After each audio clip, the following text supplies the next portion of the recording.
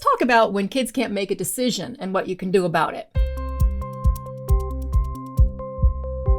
Decision making is a complicated process, and for some people, it's more complicated than others. Some folks can say this or that, I'll take this. Others, you better download the menu before you go out to eat a day ahead of time. It doesn't mean it's wrong. It's just decision making can be difficult, and the more decisions you have to make, the harder it is. I think we give kids too many choices. It's like the buffet menu or the too big a menu in a restaurant. Think about what that does to you. You tend to go to this restaurant and you order the same thing all the time, even though they've got 25 new things on the menu. You go back to what you know because it's comforting. And making that decision is a lot easier and less anxiety driven. So oftentimes I will give kids a choice between this and this. Give them one or the other. For some kids, you just give them one. Just say, we're using this right now.